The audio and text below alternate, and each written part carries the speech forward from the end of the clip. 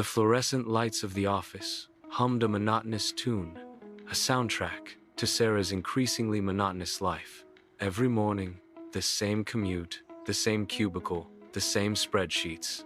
She was good at her job, efficient even, but a gnawing emptiness persisted. Her salary, while decent, barely covered the rising cost of living in the city, let alone the student loan debt that felt like a permanent shadow. There was no room for savings, no flexibility, and certainly no hope for the dream vacation she'd pinned to her vision board years ago. Life felt like a treadmill, perpetually running but going nowhere. One evening, scrolling through social media, a sponsored ad popped up. Unlock your potential. Make 5,000 month from home. Sarah scoffed. Another scam, probably. But something was different this time. Maybe it was the sheer desperation bubbling within her, or perhaps the image of a serene woman working from a sun-drenched balcony. She clicked. The rabbit hole of online side hustles opened up before her. Freelance writing, virtual assistants, graphic design, drop shipping, online courses. It was overwhelming. A chaotic digital marketplace of possibilities and pitfalls. Yet, a tiny spark ignited within her. What if she could actually make a significant difference in her financial situation? What if she could reclaim some control over her time and future?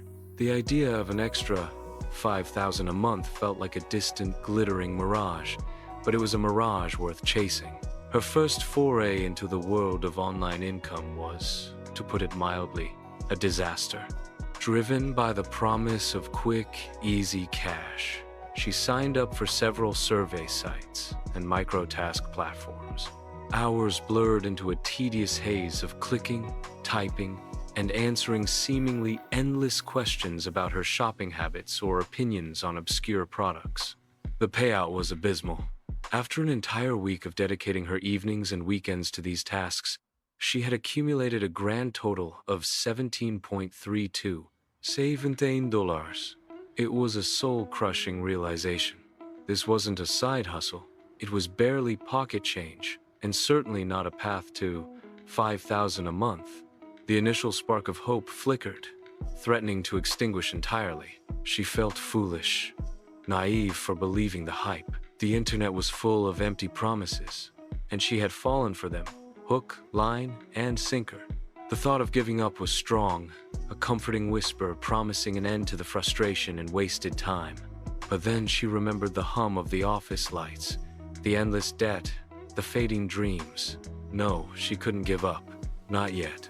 She needed a different approach. Sarah decided to pivot. She had always enjoyed writing, even if it was just crafting witty emails or eloquent reports for her day job. She researched freelance writing. The initial search results were daunting. Portfolios, niche specialization, content mills, direct client outreach. It felt like learning a whole new language. Undeterred, she spent hours devouring articles and watching YouTube tutorials. She learned about optimizing her LinkedIn profile, creating a basic portfolio on a free platform, and crafting compelling pitches. Her first few pitches were met with silence or polite rejections. One potential client offered her 0.02 per word for a complex technical article, an insultingly low rate that would require her to write thousands of words for mere pennies. Frustration mounted. She was spending more time learning and pitching than actually earning. There were days she'd stare at her laptop screen, a blank document open, feeling the weight of imposter syndrome crushing her. Who am I to think I can do this? She'd whisper to herself. I'm not a professional writer. The financial pressure didn't ease. In fact, it felt heavier as she invested in a few online courses and paid for a premium subscription to a job board, seeing little to no return. Sleep became a luxury, and her social life dwindled. She was exhausted, perpetually teetering on the edge of burnout, questioning every decision she had made. The turning point came unexpectedly, not from a grand revelation, but from a quiet moment of introspection. One Saturday morning, after another fruitless search for clients, Sarah sat at her kitchen table, a half-eaten bowl of cereal growing soggy. She felt utterly defeated. Her phone buzzed. A notification from a small online community she joined for aspiring freelancers. Someone had posted about their struggle, feeling overwhelmed and ready to quit. The responses were a cascade of encouragement, shared experiences, and practical advice. One comment in particular resonated deeply. Don't try to be everything to everyone. Find your unique voice, your unique angle. It was a simple sentence, but it clicked. Sarah realized she was casting too wide a net, trying to write about everything from pet care to cryptocurrency. She needed to specialize. She thought about her day job, her analytical skills, her knack for breaking down complex information, and then it hit her. B2B, business to business content, specifically, content for SaaS, software as a service, companies. It was a niche she understood, a world she was already immersed in, even if indirectly. The thought was both terrifying and exhilarating. It meant narrowing her focus significantly, but also potentially commanding higher rates due to specialized knowledge. Armed with this new direction, Sarah dove back into learning, but this time with a laser focus. She didn't just learn about writing, she learned about SEO for SaaS, about understanding buyer personas in the tech industry, about crafting case studies and white papers. She invested in a more advanced online course, specifically for B2B content writers, a significant financial leap of faith. This course wasn't just about writing. It covered client acquisition strategies, pricing models, and portfolio building. She spent her evenings meticulously building a specialized portfolio, even creating mock articles for non-existent SaaS companies to showcase her newfound expertise. She started cold emailing small tech startups, offering her services not as a general writer, but as a B2B SaaS content specialist. The rejections still came, but fewer and farther between. And then, a breakthrough. A small startup needed blog posts about their project management software. They offered her a rate that was 3 times what she had earned from her microtasks. It wasn't 5,000, but it was a start, a tangible victory that fueled her determination. As she gained experience, Sarah started to implement more sophisticated strategies. She realized that relying solely on active client work, where she traded time for money, wouldn't get her to 5,000 quickly. She needed to diversify her income streams. First, she created a small digital product, a comprehensive template pack for B2B blog posts, complete with SEO checklists and content outlines. She sold it on a simple e-commerce platform she built herself, leveraging her newfound tech savviness. It was a slow burn at first, but passive income, even a trickle, was incredibly motivating. Next, she explored affiliate marketing.